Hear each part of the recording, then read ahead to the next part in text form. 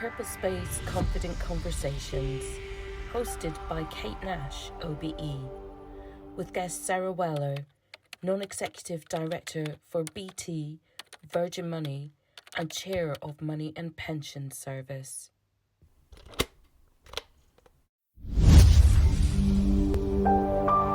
PurpleSpace Confident Conversations, hosted by Kate Nash, OBE, with guest Sara, Non-Executive Director for BT, Virgin Money, and Chair of Money and Pension Service. When Sara is first diagnosed with MS, she asks the medics, how did I get it? What can I do to make it better? And what is it going to do to me? Pointed questions that not everyone asks when we first acquire a medical condition that can disrupt our working lives. And because she did not get clear answers, Sara keeps her information private and doesn't share it too widely. However, unlike the majority of us, she had a huge job. In fact, she was chief executive of Argos.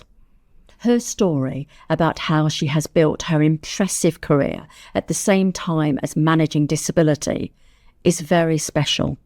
And I think her words will stay with you for a long time. Sara has a plural portfolio career. She is a board director on both the boards of BT and Virgin Money. She is also the chair of the government's Money and Pension Service. Sara takes us through her career journey with Mars Confectionery, Abbey National, Sainsbury's and Argos as chief executive with 750 stores across the UK. It was, she shares, her perfect job. In our conversation together, Sara talks movingly about how hard it is to ask for help and workplace adjustments. She offers some great takeaways as to what works for her when asking for help, not least the merit of reminding people that the reason we are asking is because we want to do a great job for our employer. Sara talks powerfully to the very essence of what it means to be human, and her own honest reflections in this conversation bring out the things we need to do to help those people who come along behind us. These interviews are brought to you with thanks to remarkable people choosing to share their learning about inner confidence so that others can learn faster. This tranche of 6 conversations in our first series are also brought to you with thanks to LSEG, who are working to create a culture of belonging for everyone. And accessibility is a key part of this.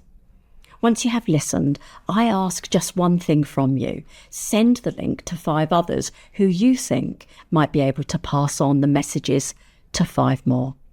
We are on a mission at PurpleSpace to cascade a universal definition of inner confidence, a strong expectation of a positive outcome, and to share the practical things that we can do to create and navigate our working worlds while managing disability and all the things that comes with. Enjoy this conversation. So Sara, tell us why this topic of inner confidence matters so much to those people who are tuning in. I think inner confidence has been a real journey for me as I've learnt to live with my condition. I've had to rebuild my sense of who I am in order to be able to explain myself and articulate my story to other people. And that's been about building confidence in the new me, not just the old me, and then being able to explain that to other people. So without that inner confidence, I couldn't tell that story. As you know, PurpleSpace is on a mission to inspire and ignite the flame, really, to help people to build their own inner confidence, particularly in the workplace. One look at your CV and anyone would be forgiven for thinking that you've always nailed this and that you moved seamlessly through being an incredible C-suite leader, an incredible board director, to having the experience of MS and then just getting on with it. But of course, the story is slightly different. So tell us a little bit about what you do now. And then I want to go back to the beginning of your career. Okay, so what I do now is I am a board director on the board of BT and also Virgin Money.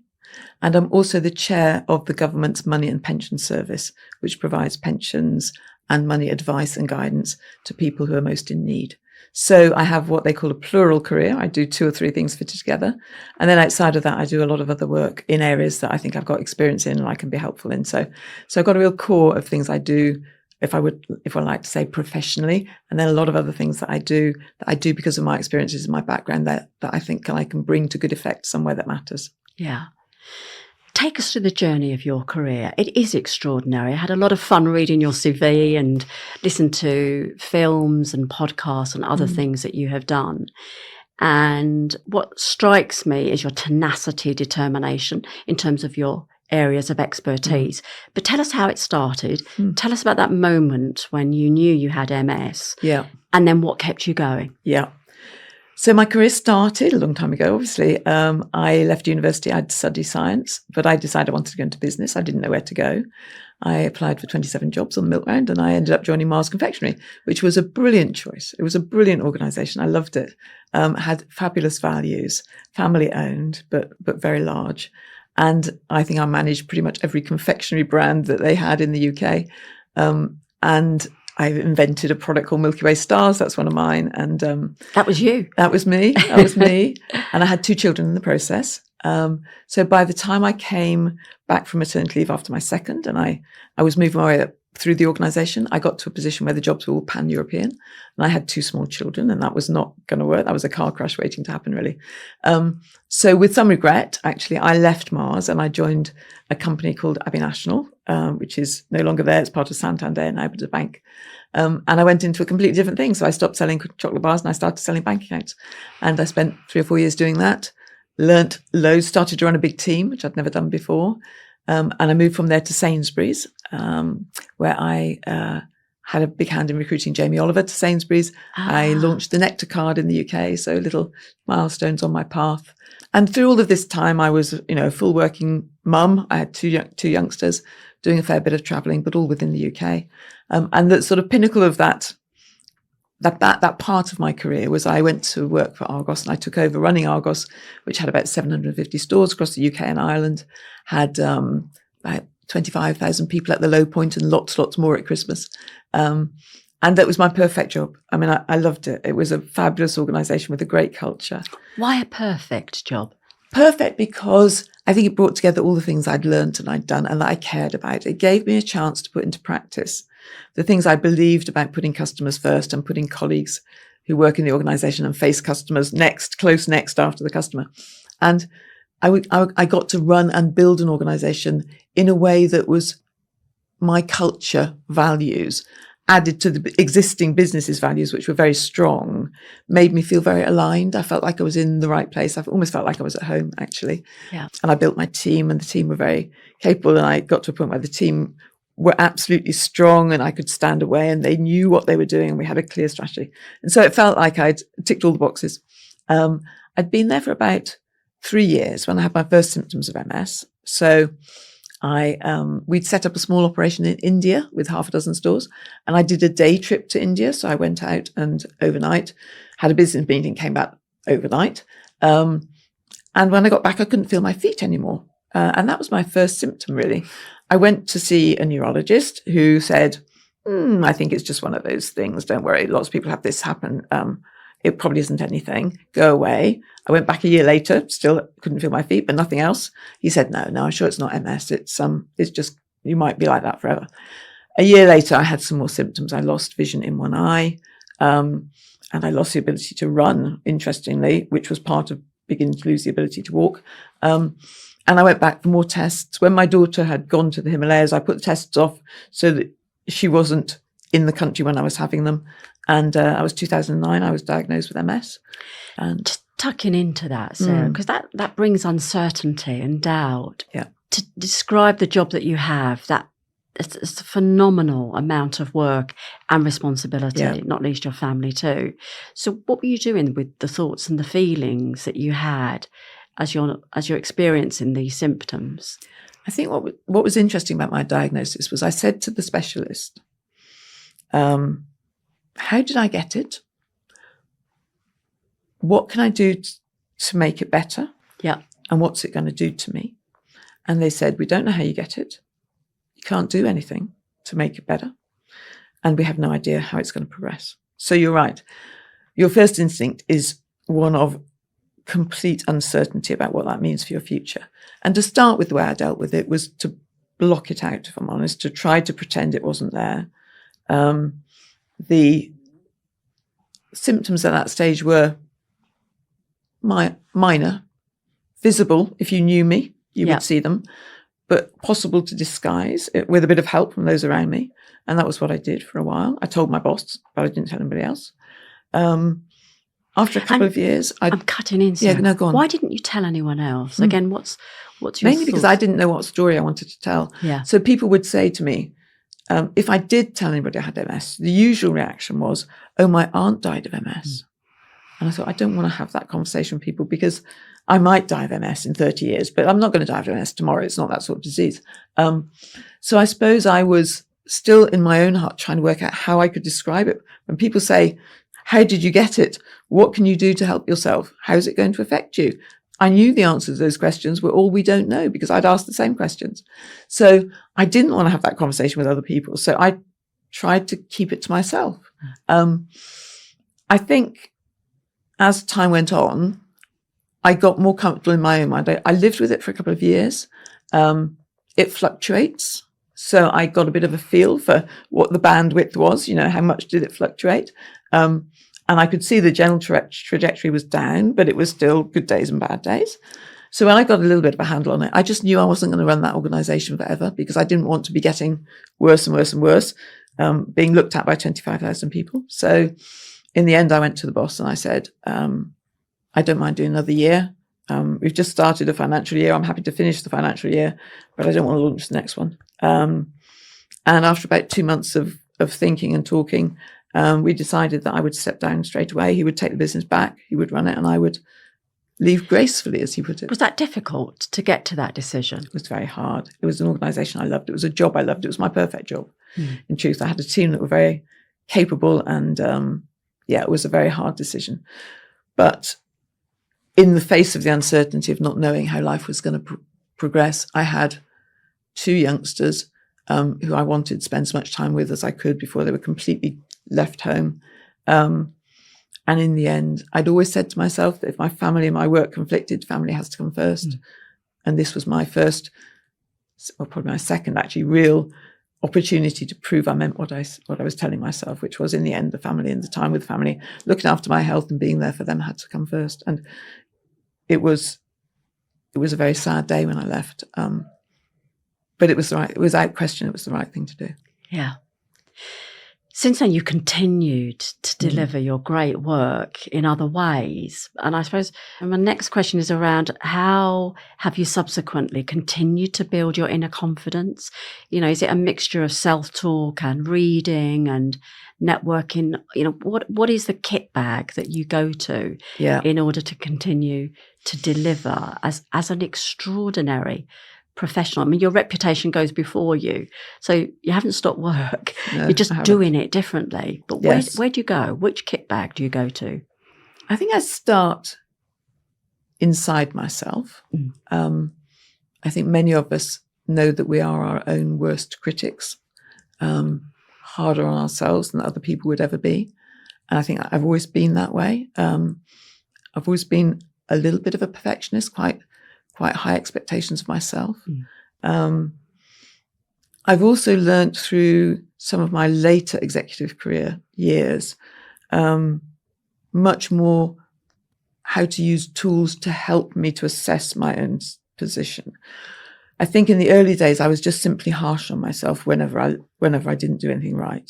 I think what I later learnt was a framework for keeping that into some sort of context. Because you're not perfect. You can't be furious with yourself every time you make a little mistake. So I think I had a better framework and structure for that.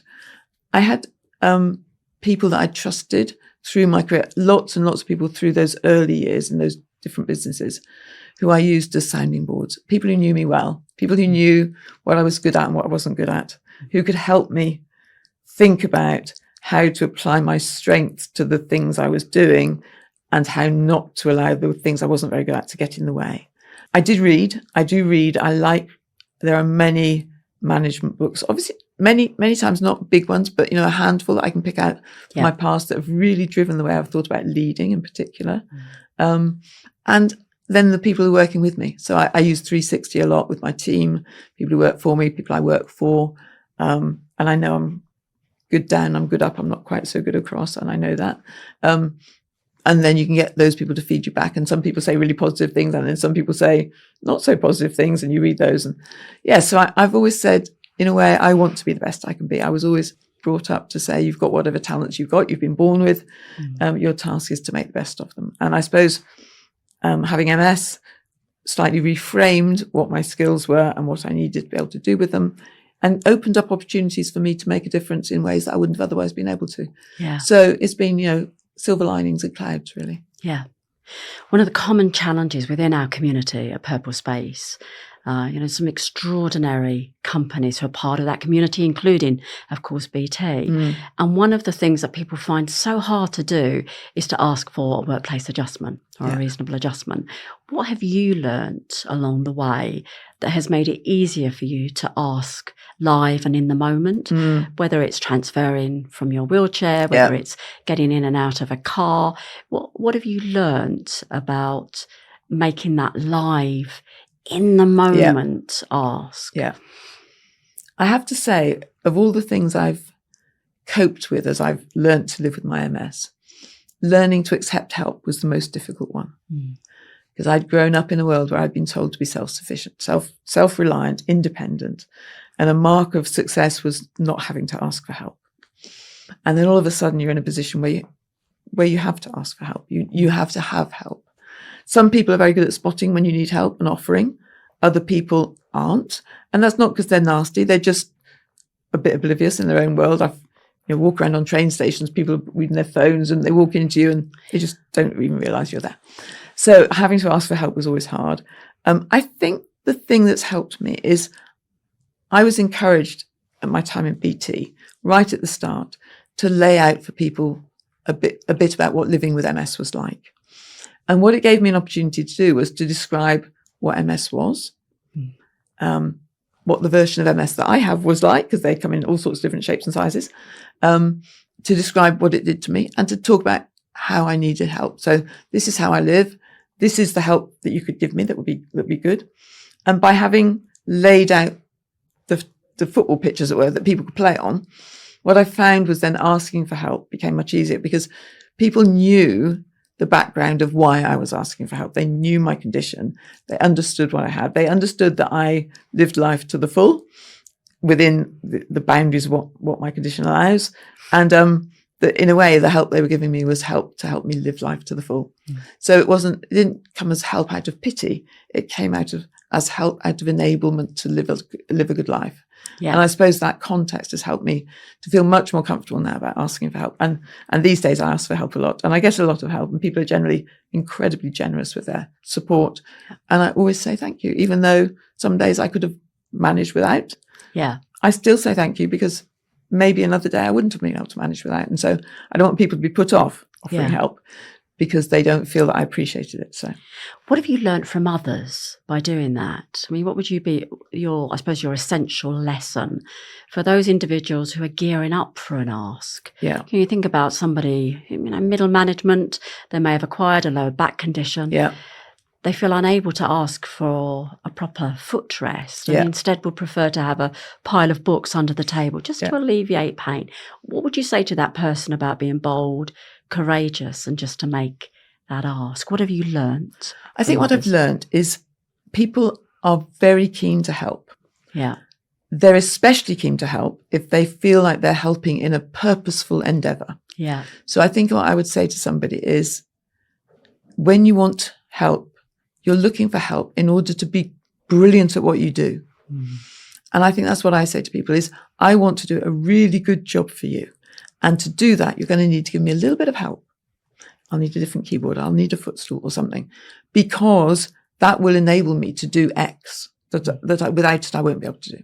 Yeah. And I think when people say it will enable me to do X, and we all look at X and go, X is a good thing to want to do. In that case, I'll help you. One of my learnings has been you can see disability and indeed anybody's strengths and weaknesses in two ways. You can see it as a problem to be solved, or you can see it as a thing that if you invest in, you get a better performance, you get an outperformance. And I constantly try to pitch my condition in the context of what it helps me to do, not what it doesn't allow me to do, if that makes sense. Yeah, got you. What about those moments? Have you ever doubted yourself? I mean, you now sit in boardrooms that can often be male. Yeah, can often be white. Yeah. And very often you may be the only person with a disability within that room. Have there been moments where you've doubted yourself because of other people's stuff? We talk a lot about the soft bigotry of low expectation. I don't know whether you've experienced that in a boardroom. And what do you do about it? I have self-doubt all the time, is the truth. And I have done well before I had MS, and it's just a sort of character of me. I think what I do see, because I think I had established quite a strong reputation before I started to enter the journey with MS. Yeah. That experience is different from somebody who's lived with their condition forever. So I think I think there is very clear separation there. So I think people think of me as capable before they think of the chair, as it were. You've earned your stride. And I have. But the things I find difficult are things like social situations. So one of the things about being in a chair is you're at the wrong level. So you walk into a room and everybody else is having this conversation and you're not able to participate because you're down here. And so it's not so much at an individual level, expectations are softer. It's in the more broad social situations, or when a lot of people are together, the world is not set up for people who are in wheelchairs. I mean, I often say to people, the world is not built for me. I live in a world that is not built for me. And the whole way the world operates is not built for me. Heavy doors, carrying coffee cups. Well, I need my hands to wheel. There's a myriad of ways in which the world is not built for me. And some of those situations can make you feel quite small. Yeah. That's when I feel my sense of well-being challenged, is when I feel like I'm put on the edge because the situation doesn't allow me to participate fully, not intellectually, but just more socially, I think. I hear you. Do you have any techniques that you deploy in order to better create that feeling of belonging in a networking situation, whether it's holding a glass of wine or canapé? What are your techniques? My technique is usually to maneuver myself to the edge of the group, and around the edge of the room there's usually seating. And then I find somebody and I say, how about you sit down with me? And actually what I find is that people who know me better or are more responsible, who have more experience of this, might anyway come to the edge and they'll sit themselves down. If nobody does that, and not everybody would think of doing that because it had never come across their path before, then it's easy enough to say, oh, I've got too many things, I'm going to put mine on the table. Why don't you sit down here and we'll have a chat? And then I think you can start to move people towards you. What I don't try to do is sit in the middle of a group and talk to people like this, because it just makes me feel miserable. It makes me feel so conscious of my lack of ability that it's not a good feeling. So I try and work it into a place where I can engage. And if I'm really honest, occasionally I go into the room quite late when people are just about to move over to sitting down for dinner. And I go, that's fine. I'll cut. I won't do the front 20 minutes. If it forces me to feel bad for 20 minutes, I'll go somewhere else and I'll come back having missed it, rather than sit there and feel bad about it, because I know I get down if I feel I'm being left out. It's proactively managing your own feelings of the situation. I get you. And sometimes it is about cutting our losses. And being quite pragmatic and honest about those things that are more awkward. And having a conscious choice. I get you, Sarah. One of the things PurpleSpace has done of late is to create some materials, some assets, some publications around how people can build inner confidence. And we're on a mission to build a universal and global definition of confidence, which for us is a strong expectation of a positive outcome. And to support that definition, we've created 6 fundamentals and 6 hurdles. And I know you've looked at those. Which of those spoke to you? Which of those did you gravitate to? I mean, I thought they were terrific, by the way. And from the very moment I started to read the first fundamental, I was hooked.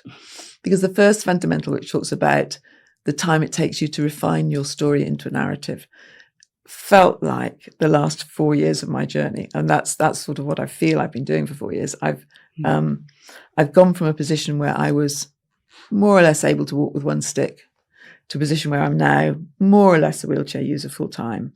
And I have spent a lot of that time trying to talk to myself about how I can position with myself, how I feel about that journey, and then using it to articulate it to other people.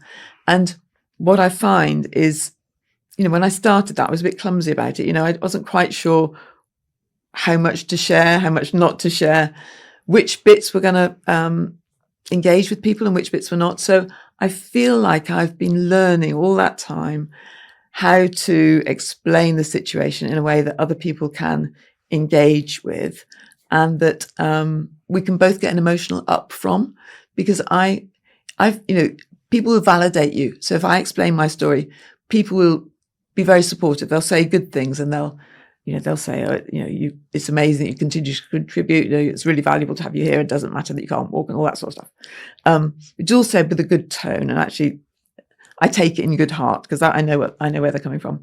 But equally, because I've managed to dispel any worry they might have had about my condition and how I feel about it, I've given them an indication of how they can help me, so then I feel empowered. Actually, they walk away positive too. And it's learning how to have the conversation in a way that you both come away feeling good about it. So that first fundamental about learning to tell your story and evolving it so that it hits the right spots for both you and the person you're talking to was very close to my heart. Mm.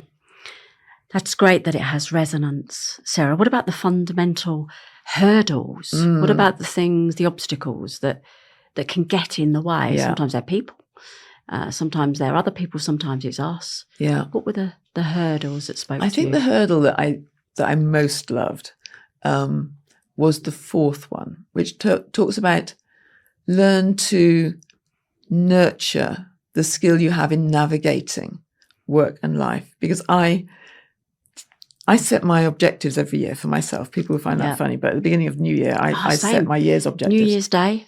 I have to have objectives. And when I was in the heart of this transition, at sort of the most difficult point, I set myself an objective, which was to say, there'll be many things I can't do, but I want to be the best at doing the things I can do. So start to focus really actively on what you can do, not what you can't. And be stretching with yourself about what you can do. It's not just good enough to say, I can do this stuff and I can't do this, but be as stretching as you would have been when you could do more things in a more breadth. And I've actually learned to push myself hard in those other areas and to take pride in what I can do, not to constantly give myself a hard time for what I can't do, but to focus on what I can do and what I'm doing with what I can do and the difference I can make, and be more stretching in that space. So that sense of learning to value your abilities and make them work really hard for you and for others, rather than focus too much time on the things you can't do, which is a drain for everybody, I think. And that takes time, doesn't it? And energy and persistence, because there are days when I just want to focus on the stuff I can't do and it's just miserable. Yeah. But I try to make those days as few as I can, and I try to have them in private. And the stuff that I put in the public domain is the stuff I want people to remember me by. I love it. Looking back at the Sara pre-diagnosis, so the Sara that was managing Argos on and off planes, what would you say to her now in terms of the things that you have learnt? Yeah. What would be the one or two key lessons that you just whisper in her ear to have made her last few years easier? I think I'd have said to myself that your condition is not your fault and it's not a failure. Because I think at the beginning, I thought it was my fault and it was a failure. It was a weakness. Because you're a clever woman. I don't know. And your medics and they are telling told me you, we don't know how you get it, and all that sort of stuff. But I just felt, I suppose because I'd lived so much of my life aspiring for as close to perfection as I could get. Yeah. And that was both at work, that was in my family life, that was in my school life, in my sporting life. I'd lived my life wanting to be the best I could be. And all of a sudden it felt like the future path for me was going to be one of diminishing capability. each month, each year was going to get worse and worse and worse. My disease is progressive; it goes down. So I think I would have said that. I don't know if I'd have listened, but in a way, I wish I'd learned that earlier. And I think the other thing I would have said is, life doesn't end when you can't walk. Because again, when you live a normal life, walking is such a fundamental part of what you do. You can't imagine how you could ever do anything without being able to walk from A to B.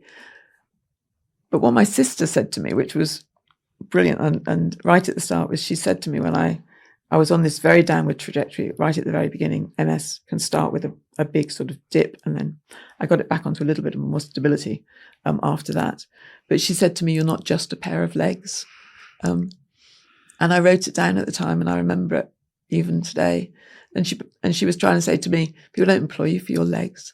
And to be fair, my boss, when I told him, said to me, "I don't care if you have to be in a wheelchair going to stores. It doesn't bother me. I don't employ you for your legs either." So people were super supportive, and they were saying exactly the right things. In my head, though, the framing was still, I've got something, it's my fault, and it's a failure and a weakness.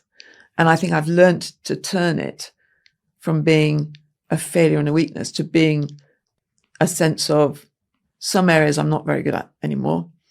Other areas, though, I'm supercharged from where I was before, both in sort of personal skills, I think, because, you learn loads of stuff, but also my ability to provide some sort of guidance and role modeling for others. And if I could have seen, when I was running Argos and I was diagnosed, if I could have seen me today when I was diagnosed, I think I'd have been a lot less scared about the journey than I was at the time.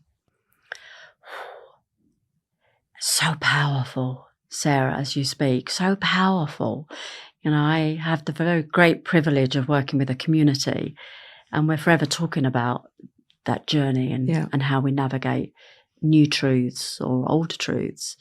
What you've just shared is a very, very powerful lesson. I'm moved. You know this. There's a lot of focus now, not just UK government, but governments around the world, to see what employers can do to improve the rate by which they secure accurate data about the numbers of employees that they employ.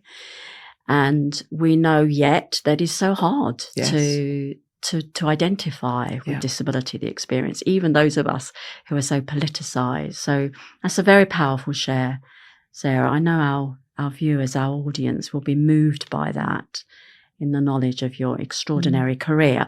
So our closing tradition is to ask you a question that was previously put to you. So I've got a little question from our last interviewee. And it is, what has been your biggest career regret? So it may have nothing to do with disability, but it might be absolutely to do with disability. But what is your biggest career regret? And if you could go back in time, how would you correct it? Knowing what I know today, my biggest career regret is I didn't engage more in the ED&I agenda when I was an executive. So the diversity, inclusion. Equality. It was invisible to me. I was thinking back to all the businesses I'd worked in. I couldn't remember working with anybody at any level who had any form of visible disability. Now, clearly there are lots of things that are not visible to me, but, and I remember going for jobs and people asking me about what I'd done in this area to make my workplaces more inclusive. And I'd effectively presented a blank face to them to say, I don't see inequality in the businesses I work in. It really hasn't been an issue. And that was an honest truth. I had chosen to work in organisations that were very forward-thinking, that I would say in gender sense, were very open. I wasn't in some of the darker corners of industry where it's very difficult. I was in lots of very enlightened businesses. And so I genuinely didn't feel that I'd seen any of it. And I think I could have done, not only once I was diagnosed, but even before that, I could have done much more to understand the challenges of people who came from different places than I did. And I certainly feel I could have done more with my own diagnosis sooner had I been brave enough to share the situation with others and lean in to see what I could do with that rather than be frightened of it and keep it hidden away. So I think that would be my big learning. You're more than making up for it now. I do my best. One of the authors one of the many authors, I should say, that inspired me to write my latest book, John Brown, the BP CEO, who is from the LGBTQ plus community, and he talks about he felt he didn't lean in to sharing his story as a gay man at a time where he could have influenced more businesses. But I think, sometimes our experiences are placed in time and history and rights-based legislation, etc. But you're certainly paying it forward. Yeah, and now. My sense is there are lots, I hope that partly my experience would encourage other people, of whom I'm sure there are many, who are living with some sort of what might loosely be termed disability, who don't feel that they wish to share it because they don't want themselves to be labelled in that way. And I think the thing I say to managers I meet who might come up to me confidentially and say, I haven't shared this widely, but I've got X, And I say, look, it's not for me to push you to share until you're ready. You need to be ready.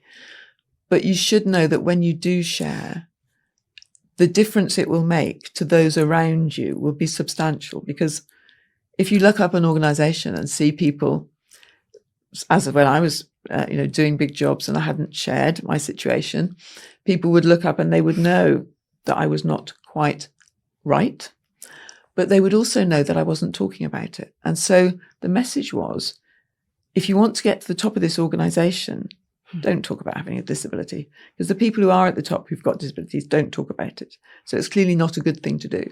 So I say to anybody who leads a team, your people will be A, super supportive of you. You can guarantee that. And B, you will open a door for them to talk about things. And I watched at Lloyd's as Antonio Horta Azaria, who'd experienced mental health challenges through sleep deprivation, as he talked about those things, the extent to which it just opened doors in the organisation for other people to go, crikey, if Antonio can talk about it, then it's actually fair game for everybody. And I feel we're not quite there on physical disability. We don't have that many role models who are doing what Antonio did. And the prize was not for Antonio. It was for everybody else, actually.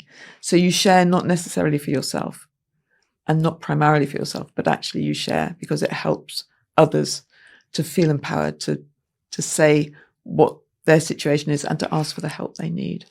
And I feel like I didn't do enough to open those doors for people when I probably could have done. Well, you're sure doing it now. You can't change the past, can you? Sarah, really, really powerful stuff. Well, thanks to you and the others that we're interviewing through this series, and with thanks to the London Stock Exchange Group, we know for sure that these stories will have a powerful, long-lasting impact on many, many thousands of employees with disabilities. So a huge thanks. So in the tradition, I wonder if you would just jot down your own question to the next interviewee. Yeah. And I've got a cracker. Wonderful. So, I'll just do that now.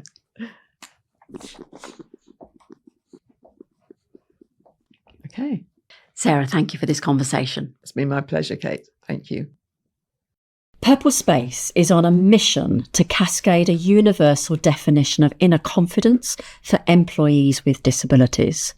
Our organisation members can access a growing suite of learning tools in order to navigate our working worlds while managing disability, deafness, mental health and neurodivergence. Notice the fundamentals. Remember the hurdles. Take individual action. For more information, visit our website www.purplespace.org.